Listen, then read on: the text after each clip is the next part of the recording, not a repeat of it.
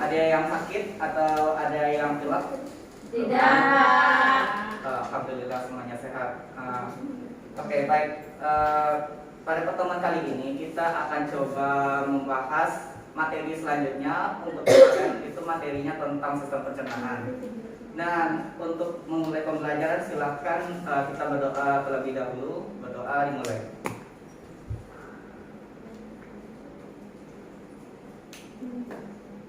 Berdoa selesai. Oke, untuk materi sebelumnya kita juga pernah pembelajaran apa? Kalau tahu? Sistem pencernaan. Oke, sistem pencernaan. Sistem pencernaan itu apa-apa saja di dalam sistem pencernaan yang kita bahas di minggu sebelumnya? Apa aja organ-organnya? Mulut, kerongkongan, lambung, usus, halus, besar, anus. Oke, itu udah dari mulut sampai kerongkongan sampai ke anus gitu. Kemudian juga kita bahas juga terkait dengan macam-macamnya, bagaimana itu gizinya atau makanannya. Kemudian ada juga penyakit-penyakit yang memang menyebab dari yang kita makan sehari-hari itu, ada beberapa penyakit itu. Selanjutnya kita akan membahas terkait dengan materi kita selanjutnya.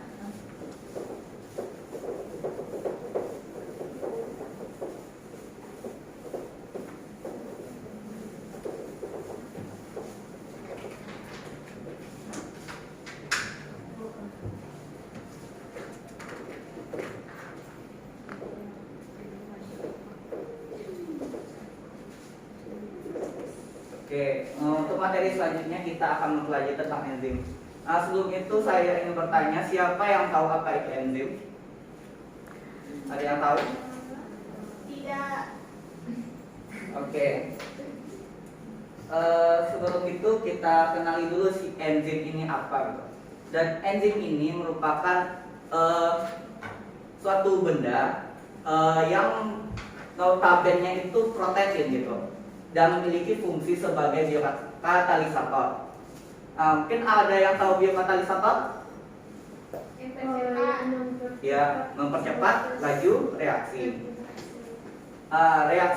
Reaksi apa saja gitu?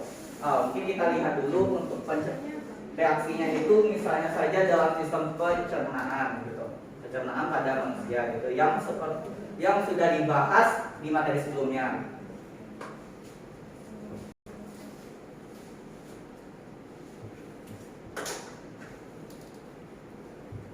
Oke, karena kan kita bahas juga enzim ya. Enzim itu kan memiliki katalis yang fungsinya tadi udah dijelaskan. Katalis itu fungsinya sebagai substrat yang pada reaksi kimia yang memiliki di glukosa gitu. Selanjutnya kita akan coba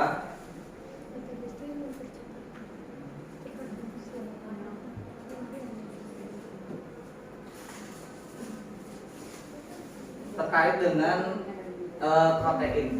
protein yang berkaitan dengan enzim ini. Mungkin untuk protein kita jelaskan juga sedikit bahwasanya enzim ini merupakan senyawa protein yang dihasilkan oleh dari proses kimiawi gitu, yang saat kita makan makanan dan dari mengunyah sampai ke kita ke anus gitu, itu memiliki reaksi-reaksi kimia gitu. Kaitannya si enzim ini gunanya untuk mempercepat laju reaksi si pencernaan. Kan bertanya-tanya tuh, apakah fungsi enzim ini tidak, misalnya saja kita si enzim ini ada dalam tubuh gitu, apakah tanpa si enzim ini laju reaksinya itu tidak bisa berjalan dengan baik gitu? Oke, untuk jawabannya itu tetap berjalan, cuman fungsi si enzim ini mempercepat gitu. Ya, Pak. Oke, mungkin ada yang ingin ditanyakan terlebih dahulu? Tidak. Oke. Untuk selanjutnya, materi selanjutnya itu terkait dengan contoh-contoh dari si enzim ini untuk teori mekanismenya. Si enzim ini ternyata mempunyai dua cara, bukan dua cara ya, dua jenis gitu. Ada jenisnya lock and key untuk proses dari enzimnya ini, atau di kita bahasa Indonesia kan itu kunci dan gembok gitu. Jadi si enzim ini ketemu si substrat, mungkin udah ada gambarnya di sana. Banyak saja kita gambarkan ini si enzimnya.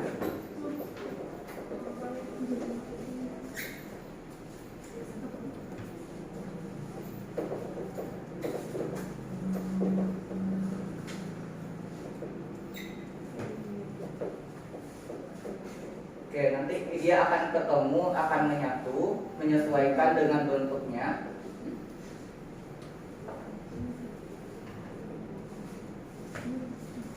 Menjadi enzim yang kompleks enzim substrat yang nantinya akan menghasilkan si enzim ini kondisinya awal tetap dari seperti ini tetap, namun untuk si substratnya ini berubah menjadi produk. Produknya apa? Produknya itu berupa dari yang besar itu menjadi yang kecil. Jadi fungsi si enzim ini mengubah yang awalnya ini besar itu menjadi kecil, atau bisa kita lebih maksimalkan lagi itu mengubah dari yang dari polisakarida menjadi disakarida, kemudian menjadi monosakarida. Misalnya saja karbo mengubah jadi karbo.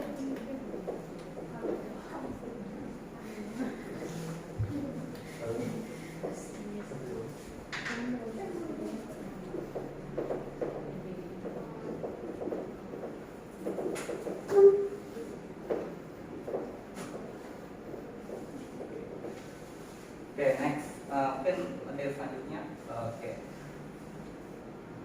How to the control metabolic activity. Oke. Bagaimana sel mengontrol dari metabolisme yang terjadi pada enzim ini? Sebelumnya kita juga pernah membahas cara kerja dari si sel gitu di dalam tubuh itu udah ada fungsi-fungsi tersendiri gitu, dan cara mengontrolnya itu sudah ada di materi sebelumnya terkait dengan sel. Siapa yang tahu untuk mengontrol pusat pengontrolan dari sel itu apa? Nukleus. Oke. Di fungsi di sini nukleus yang terdapat pada enzim ini akan bekerja nantinya membantu kerja si nukleusnya ini untuk mengubah zat ini menjadi ini. Oke. Selanjutnya itu terkait dengan enzim ini.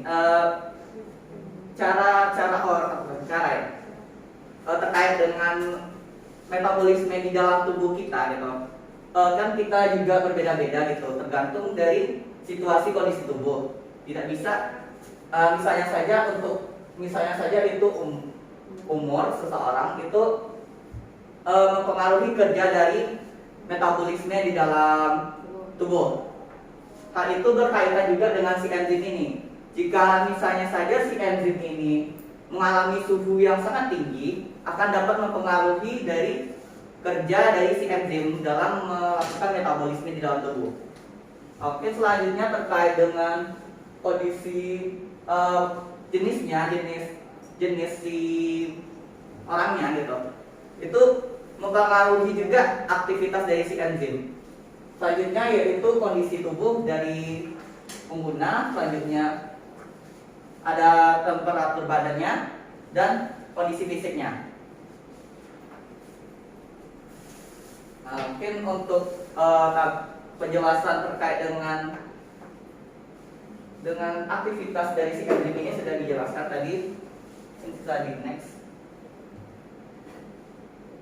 Mungkin selanjutnya terkait dengan materi tentang enzim, jadi macam-macam enzim. Mungkin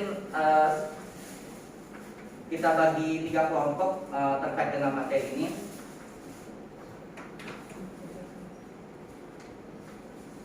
Mungkin untuk kelompok 1 yang ini terkait dengan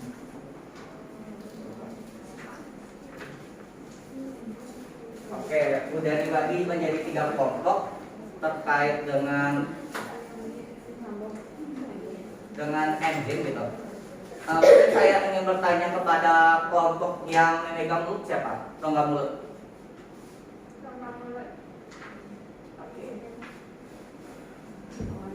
Oke, saya ingin bertanya terkait dengan macam-macam enzim ini. Untuk kelompok yang memegang kelompok mulut, rongga mulut itu apa saja enzim yang terdapat di dalam rongga mulut? Amilase. Mungkin, oke, amilase. Fungsi amilase apa ya? Mengubah amilo menjadi maltosa. Oke, selanjutnya untuk kelompok yang memegang usus halus.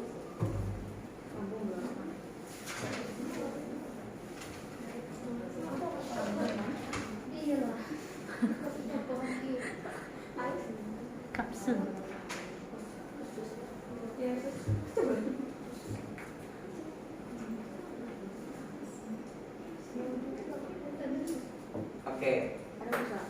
Oke, untuk usus halus itu ada enzimnya gitu. Jadi setiap proses yang kita lalui di setiap ini memiliki enzim-enzim tersendiri. Misalnya saja di mulut itu ada amilase gitu. Kemudian untuk di lambung sendiri itu ada sukrase gitu. Sukrase yang nantinya akan mengubah gula, hampir sama untuk fungsinya amilase itu dia mengubah gula yang padat itu menjadi gula yang sederhana. Misalnya saja dari yang lebih contoh yang polisakarida apa ya? Apanya? Nggak tahu Pak. Misalnya saja itu karbo ya. Karbohidrat. Yang pokoknya jenis karbohidrat gitu, yang kita makan sehari-hari misalnya saja pagi.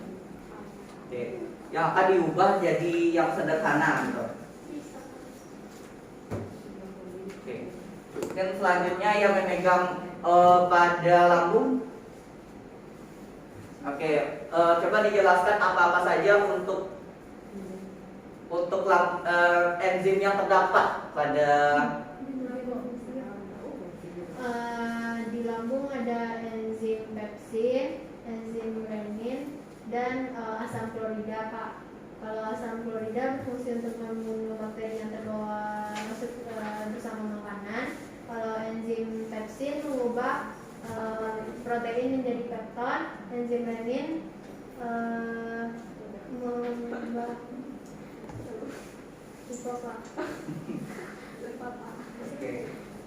Oke, benar ya yang disebut Sofia tadi. Mungkin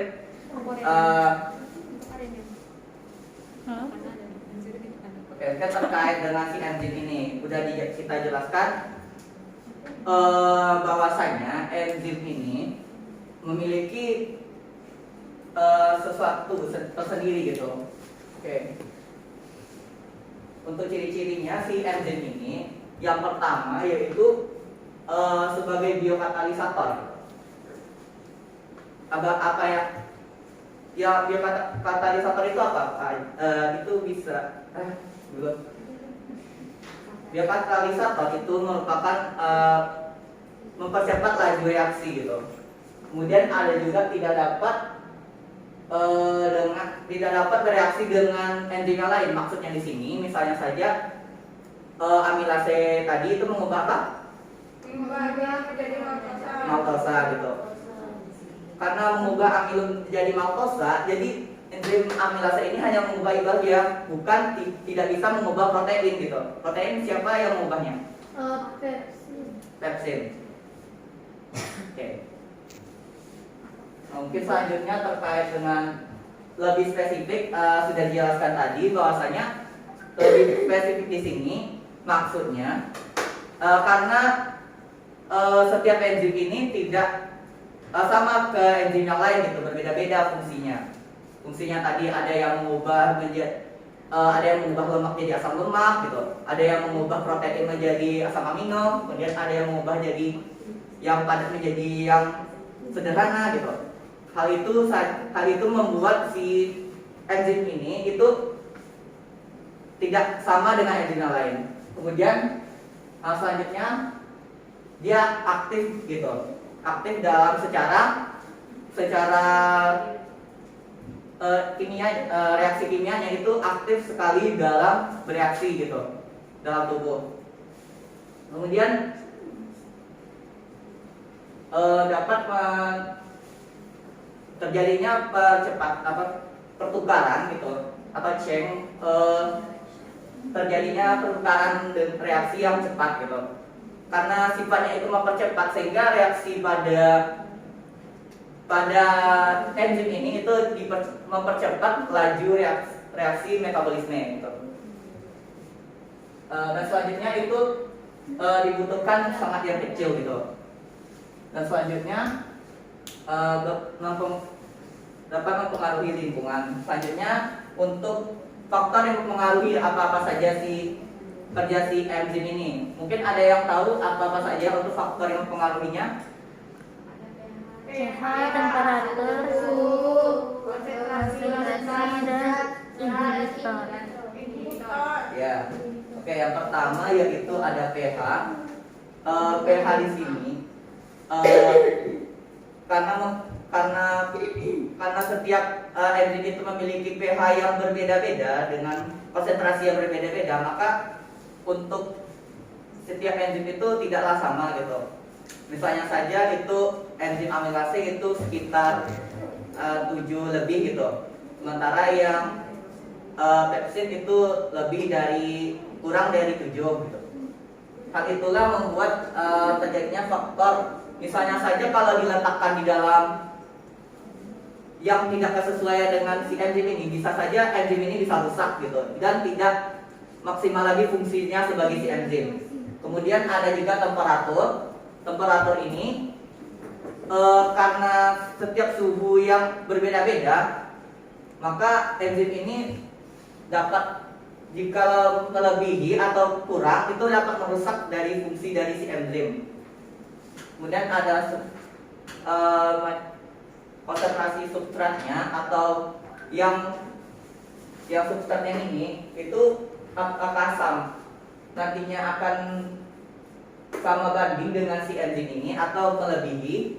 Kemudian ada inhibitor atau zat penghambat si enzim.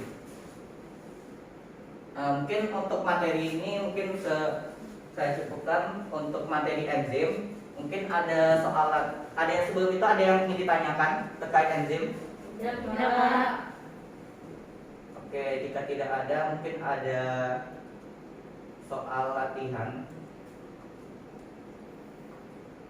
sebelum kita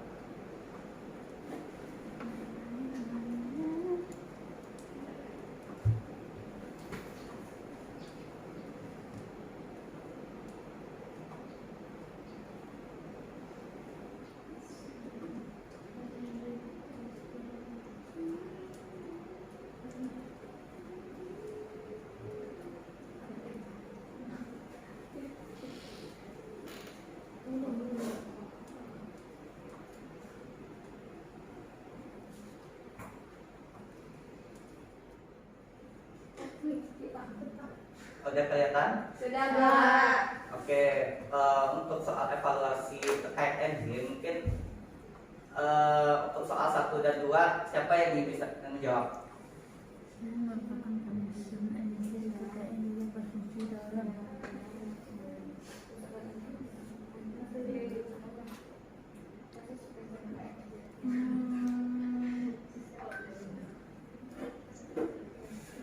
menjaga keseimbangan energi.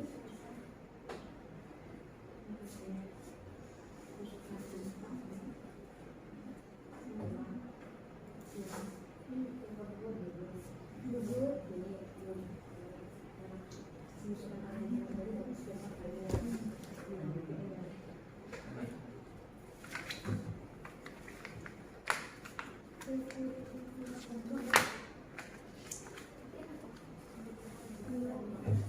Kalau untuk nomor 2 tidak sah. Nomor 1 ini.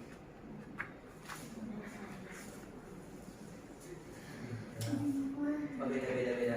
Ini soal ini ya.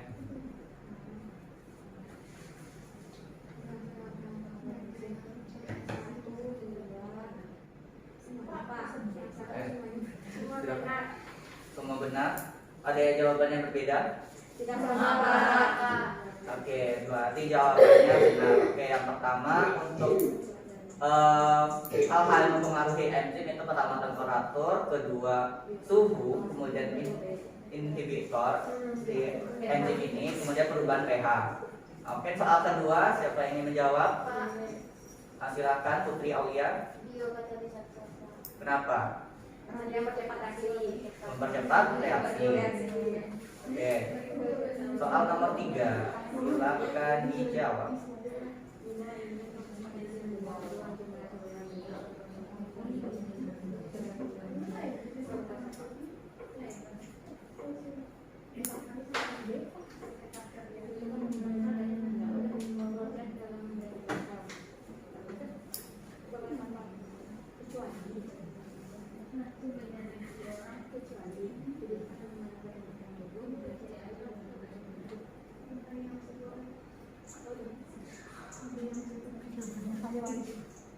Nggak tahu, Pak.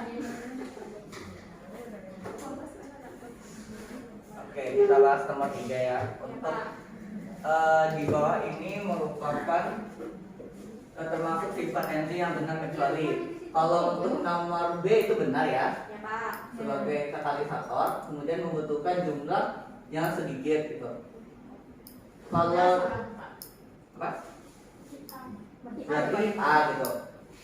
Oke, jawabannya. Karena untuk enzim ini kalau terlalu banyak itu nantinya akan mempengaruhi lancarnya dari sistem metabolisme. Oke, selanjutnya untuk fungsi enzim ada yang tahu? Katalisator. Katalisator. Selanjutnya soal nomor 5.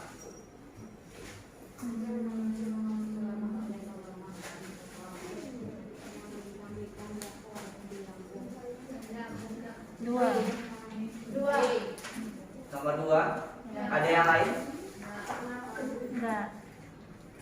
Oke, jawabannya 2. Apa nama enzimnya? Renin. Renin atau pepsin? Renin atau pepsin?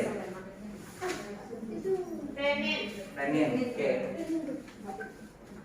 Mungkin untuk soal yang kelima terakhir ini mungkin kita cukupkan.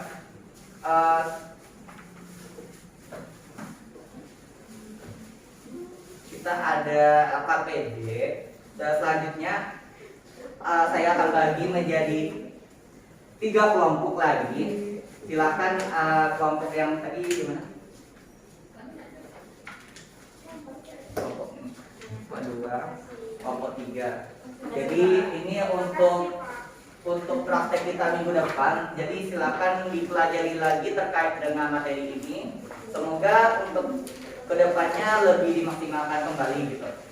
Mungkin kita cukupkan saja untuk materi terkait enzim ini. Dengan mohon maaf jika ada kurangan dari saya gitu. Kita cukupkan dengan membaca hamdalah.